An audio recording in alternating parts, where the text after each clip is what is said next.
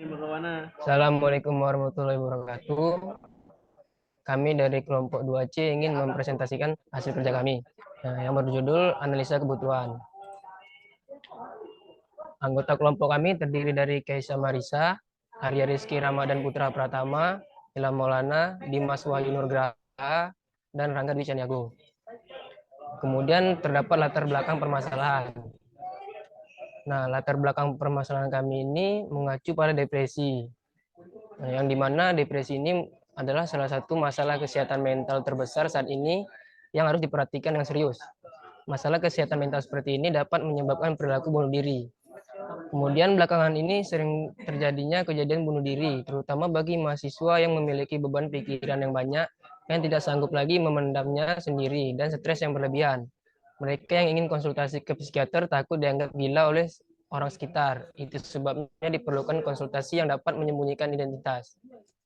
Kemudian akan dilanjutkan oleh rekan saya. Jadi pada bagian metodologi ini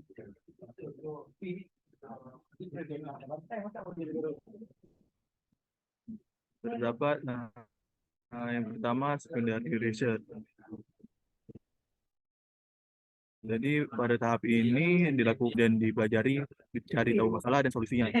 Pada tahapan ini dapat dilakukan dengan dua cara, yaitu antara review yang berupa mereview jurnal dan kompetitif audit yang berupa mencari dan mereview aplikasi sejenis lalu dibandingkan antar aplikasi di mana letak permasalahan dan kekurangannya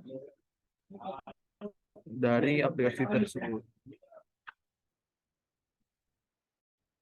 Selanjutnya ada wawancara dan pengamatan. Wawancara dilakukan kepada dua kelompok user, yaitu psikiater dan masyarakat. Psikiater selaku narasumber yang lebih berpengalaman atau lebih mengetahui permasalahan tentang kesehatan mental.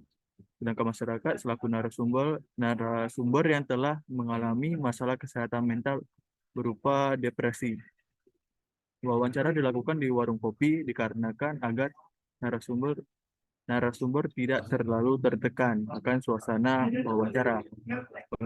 Pengamatan dilakukan pada praktek psikologi daerah Banda Aceh di dekat warung kopi saat melakukan wawancara. Baik, sekian dari saya, akan dilanjutkan oleh rekan saya.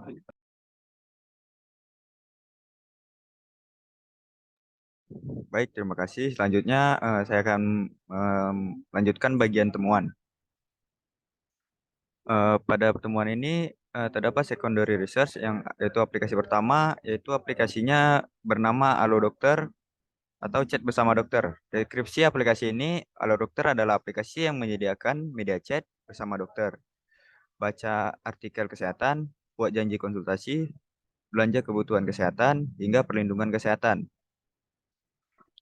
Penjelasan singkat mengenai aplikasi ini, aplikasi Halo Dokter adalah aplikasi kesehatan yang merupakan mitra resmi Kementerian Kesehatan Republik Indonesia. Terdapat beragam layanan kesehatan termasuk kesehatan mental. Karena dapat kamu dapat konsultasi bersama psikiater dan psikolog pilihan kamu melalui chat. Selanjutnya aplikasi kedua yaitu aplikasi Calm Online Counseling and More. Deskripsi aplikasi ini, Calm adalah aplikasi konseling online untuk meningkatkan kualitas kesehatan mental.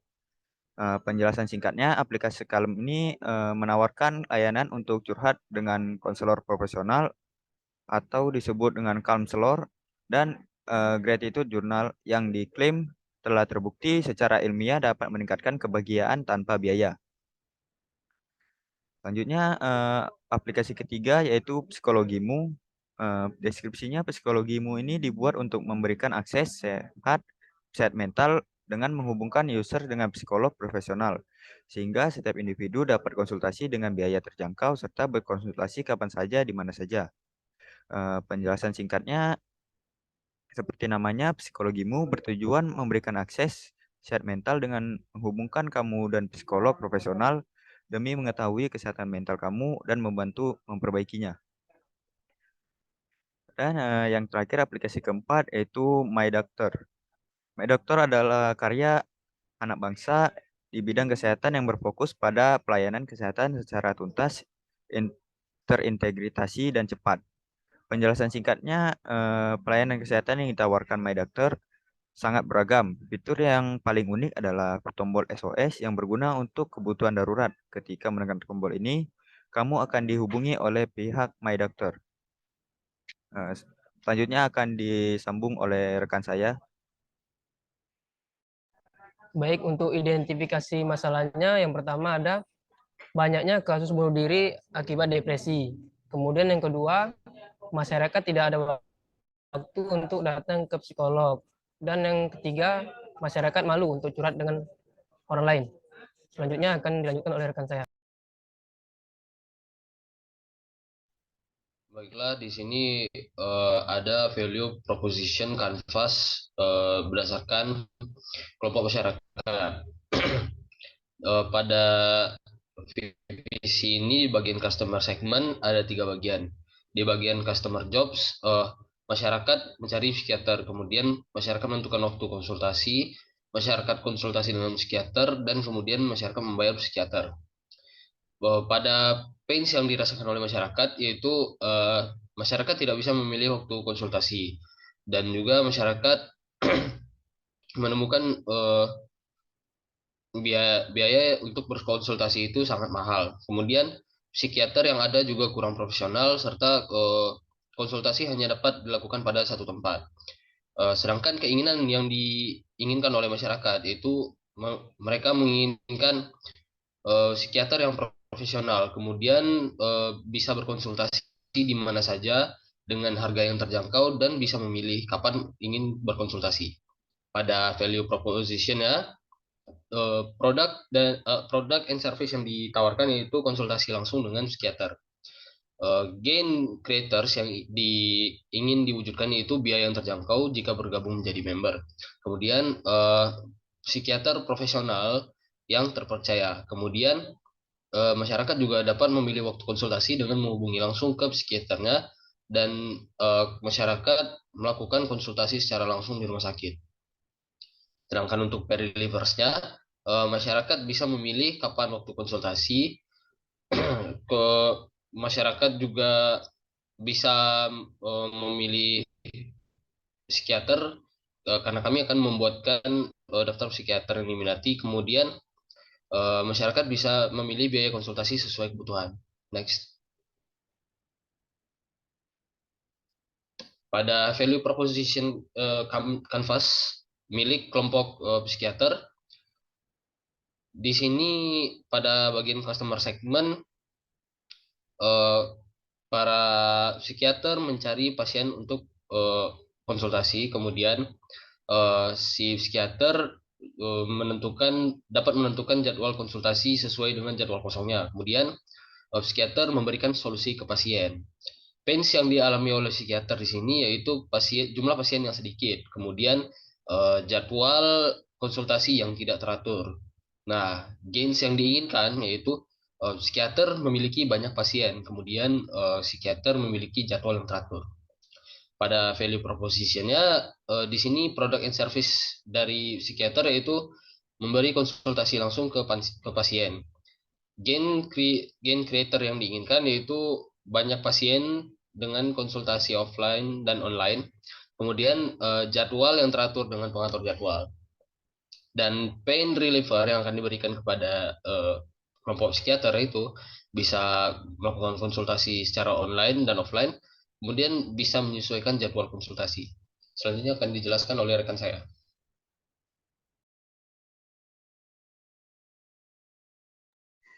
Baik, selanjutnya bisnis model kanvas. Bisnis model kanvas yang pertama di sini terdapat key partners. Key partners dalam proyek ini ada pemerintah, investor, Amazon AWS, Himpunan Psikologi Indonesia, dan psikiater. Berikutnya ada key activities. Key activities dalam proyek ini ada konsultasi dengan psikiater, pemesanan terjadwal waktu konsultasi, ada juga pembelajaran online untuk mengurangi depresi. Selanjutnya, key resources. key resources dalam proyek ini yang pertama ada aplikasi, platform, dan internet. Selanjutnya value proposition. Value proposition dalam proyek ini ada fitur member, psikiater profesional, ada fitur memilih waktu konsultasi, dan ada konsultasi secara langsung di rumah sakit. Selanjutnya customer relationship. Customer relationship dalam proyek ini ada fitur kritik dan saran on demand, mudah digunakan, dan self-service. Channel dalam proyek ini ada yang pertama mulut ke mulut, dan yang kedua sosial media, ada iklan online dan mobile device. Selanjutnya customer segment. Customer segment dalam proyek ini ada masyarakat dan psikiater. Selanjutnya cost struktur. Cost struktur dalam proyek ini ada pemasaran, admin dan general, dan ada pengembangan. Yang terakhir ada revenue stream. Revenue stream yang pertama fitur member, ada pendaftaran psikiater, dan ada fitur membayar. Selanjutnya akan dilanjutkan oleh konselor. Baik, terima kasih. Mungkin hanya segini yang dapat kami sampaikan. Apabila ada kesalahan kata, kami mohon maaf. Saya akhiri dengan wabillahi taufiq wal hidayah. Assalamualaikum warahmatullahi wabarakatuh.